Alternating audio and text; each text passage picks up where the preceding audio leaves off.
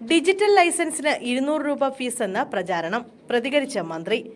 Driving test പാസ്സായാൽ അന്ന് തന്നെ digital licence download ചെയ്യാമെന്ന് മന്ത്രി കെ.ബി. ഗണേഷ് കുമാർ. പോലീസ് ആയാലും MVD ആയാലും ചോദിച്ചാൽ ഫോണിലെ ഡിജിറ്റൽ ലൈസൻസ് കാണിച്ചു കൊടുത്താൽ മതി. പ്രിന്റഡ് ലൈസൻസിനായി നിർബന്ധിക്കരുതെന്ന് ഇന്ത്യയുടെ മോട്ടോർ വെഹിക്കിൾ ആക്ടിൽ പറഞ്ഞിട്ടുണ്ടെന്ന് മന്ത്രി വ്യക്തമാക്കി. ഇന്ത്യയിൽ ഡിജിറ്റൽ ലൈസൻസ് ഏർപ്പെടുത്തുന്ന മൂന്നാമത്തെ സംസ്ഥാനമാണ് കേരളം. ഡിജിറ്റൽ ലൈസൻസിന് 200 രൂപ സർവീസ് ചാർജ് ഏർപ്പെടുത്തിയെന്ന വ്യാജ പ്രചാരണം അടുത്ത കാലത്തുണ്ടായി.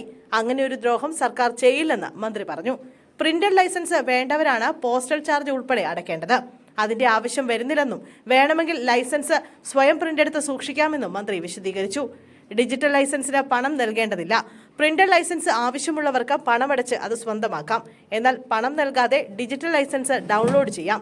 ഡിജിറ്റൽ ലൈസൻസ് സൗജന്യമായി നൽകി പ്രിന്റഡ് ലൈസൻസ് നിരക്ക് 200 രൂപയായി ഉയർത്തിയെന്നത് വ്യാജ വാർത്തയാണ്. ഡിജിറ്റൽ ലൈസൻസ് മാത്രം ആവശ്യമുള്ളവർക്ക് പ്രിന്റഡ് ലൈസൻസിന് വേണ്ടിയുള്ള 100 രൂപ അടയ്ക്കേണ്ടതില്ല. 100 രൂപ കൂടി അടച്ചാൽ പ്രിന്റഡ് ലൈസൻസ് സ്വന്തമാക്കാം. ഡിജിറ്റൽ ലൈസൻസ് ഡൗൺലോഡ് ചെയ്ത് സ്വയം PVC കാർഡ് രൂപത്തിലാക്കി മാറ്റാമെന്നും QR വ്യക്തമായാൽ മാത്രം മതിയെന്നും മന്ത്രി ഗണേഷ് കുമാർ വ്യക്തമാക്കി. ഡ്രൈവിംഗ് ടെസ്റ്റ് പാസ്സായിട്ടും ലൈസൻസ് കിട്ടാൻ വൈകുന്നുവെന്ന പരാതി പലതവണ കേട്ടെന്നും അതുകൊണ്ടാണ് ലൈസൻസ് ഡിജിറ്റലാക്കിയതെന്നും ഗണേഷ് കുമാർ പറഞ്ഞു. അടുത്ത ഘട്ടമായി RC ബുക്കും ഡിജിറ്റലാക്കുമെന്ന് മന്ത്രി അറിയിച്ചു.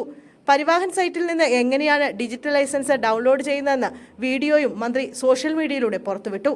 നേരത്തെ ഡ്രൈവിംഗ് ലൈസൻസും വാഹന രജിസ്ട്രേഷൻ സർട്ടിഫിക്കറ്റും PVC കാർഡിലാണ് ചെയ്തു നൽകുന്നത്. ഇത് ഡിജിറ്റലാക്കണമെന്നാവശ്യപ്പെട്ട് ഗതാഗത കമ്മീഷണർ നൽകിയ കത്തിന്റെ അടിസ്ഥാനത്തിലാണ് ഡ്രൈവിംഗ് ലൈസൻസ് ഡിജിറ്റലാക്കി മാറ്റാനുള്ള തീരുമാനമെടുത്തത്.